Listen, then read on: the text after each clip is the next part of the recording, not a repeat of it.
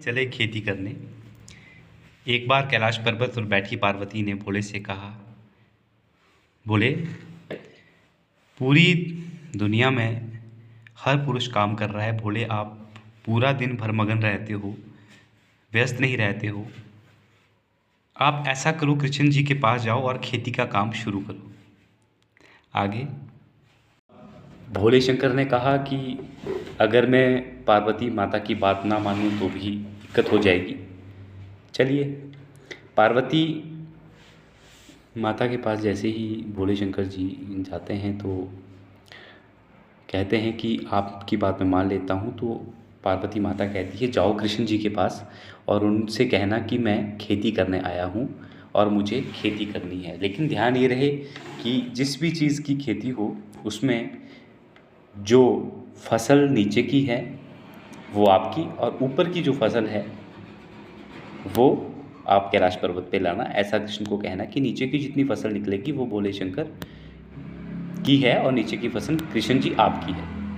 शंकर जी ने कृष्ण से कहा कि मेरे पास तो एक ही बैल है, अब मैं खेती कैसे करूँगा। तो कहा कृष्ण से कि आपके पास गोपिकाएं हैं, बैल है, तो मुझे बैल दे दीजिए खेती करने के लिए।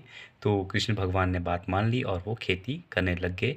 आलू की फसल जब निकली तो पार्वती की ने जैसा कहा था कि जो फसल ऊपर की होगी वो कैलाश पर्वत ऊपर को लाना, नीचे की फसल कृष्ण को छोड़ देना। तो जब आलू निकले तो भोले शंकर हैं ही भोले, उन्होंने क्या किया कि जितने आलू थे वो कृष्ण को दे दिए और ऊपर का जो भाग होता है, आप जानते हैं, जो ऊपर के पत्ते हैं, वो बड़ी बोरी में भर करके वो नंदी बैल पे उठा करके ले आए। और पार्वती बड़ी आश्चर्य में हुई कि भोले शंकर जी आज ले आए हैं उगा करके फसल। तो जब देखा तो उसमें बहुत सारे आलू के पत्ते थे। तो कहा कि पार्वती कहती है, भोले तू सच में भोला है। मैं सोच रही थी कि लोग ही बोलते हैं, लेकिन आज मुझे पता चल गया कि आज आप नीचे की फसल छोड़ के आए जो महत्वपूर्ण थी, और ऊपर की फसल मेरे लिए छोड़ दी आपने। तो नंदी मुस्कुराए। नंदी ने बोला कि ये भोले शंकर, ये फसल, ये पत्ते मेरे काम तो आ जाएंगे जो आलू के ऊपर के भाग के हैं, लेकिन आपके काम के नहीं है। सचमुच आप भोले हैं। पार्वती माता अपनी जिद पे अड़ी रही। तो पार्वती माता ने कहा कि फिर जाओ और पुनः जा कर के कृष्ण को कहो कि मुझे खेती करनी है। और इस बार ध्यान ये रखना कि कृष्ण को पहले ही कह देना कि भाई, जो फसल नीचे की होगी वो मेरी और ऊपर की फसल आपकी।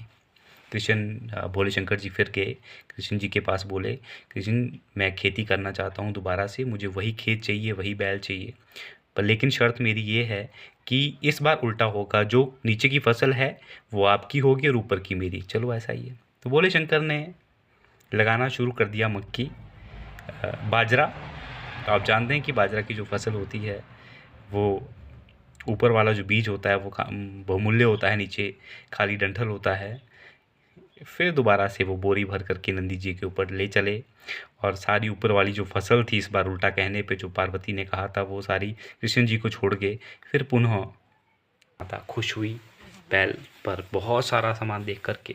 फिर पार्वती माता बोली, बोले आगे फसल तैयार है। हाँ, ये देखो पार्वती, फसल तैयार है। देखा गया कि नीचे का जो भाग है बाजरा का वो, और ऊपर का जो दाना है वो कृष्ण को छोड़ा है। फिर पार्वती गुस्सा हुई, बोले तू सच में भोला है, लेकिन मैं हठी हूँ, मैं नहीं मानूंगी। इस बार दोबारा जाओ और करके आओ। बट ध्यान ये रहे कि इस बार कृष्ण को बोलना कि नीचे की फसल भी मेरी और ऊपर की फसल भी मेरी, जो बीच का भाग होगा वो कृष्ण मैं तुझे दूंगा। पार्वती के कहने पे भोले शंकर फिर नंदी पे सवार होकर के चल पड़े और पुनः कहा कि कृष्ण मैं और खेती करना चाहता हूँ, वही बैल चाहिए, वही खेत चाहिए। दोबारा से फसल बोनी शुरू की तो फसल लगाई मक्की की। जैसे पार्वती ने कहा था कि नीचे की फसल और ऊपर की फसल दोनों भाग जो है वो मुझे दे देना और बीच का भाग कृष्ण को छोड़ के आ जाना। तो इस बार क्या होना था, उल्टा हुआ। नीचे और ऊपर आप जानते हैं कि जो मक्की है वो बीच के हिस्से में लगती है, ऊपर को खाली उसका फूल खिलता है, जिसे वाइट वाइट कलर का, जो आप जानते हैं। तो ऐसा कहने पर दोबारा से पुनः वो बैग उठा करके पार्वती के पास पहुंच गए, बहुत बड़ा झोला। फिर पार्वती मुस्कुराई, इस बार क्या फसल लगाई है बोले। तो कहती है कि इस बार मैं बहुत सारी फसल लेके आया हूँ। जब देखा तो जैसी शर्त रखी थी कि कृष्ण से कहना कि नीचे वाला भाग भी आपका और ऊपर वाला भी मेरा होगा और बीच का जो भाग हिस्सा है वो कृष्ण जी को। तो बीच वाला भाग में मक्की थी, मक्की कृष्ण को छोड़ के आगे भोले जी, और ऊपर के जो मक्की का जो वही पत्ते और डंठल है वो नंदी पे। तो नंदी फिर मुस्कुराया, बोला कि मेरे खाने का तो है भोले, लेकिन आपके खाने का नहीं है। अंततः कृष्ण जी वहाँ आए और सारा जितने आलू बाजरा मक्की वो लेकर के आए और कहने लगे, पार्वती माता आपको पता नहीं कृष्ण बहुत भोले, वो शिवशंकर बहुत भोले हैं, ये दुनिया को मेहनत बहुत करते हैं लेकिन दुनिया के लिए करते, अपने लिए कुछ नहीं करते।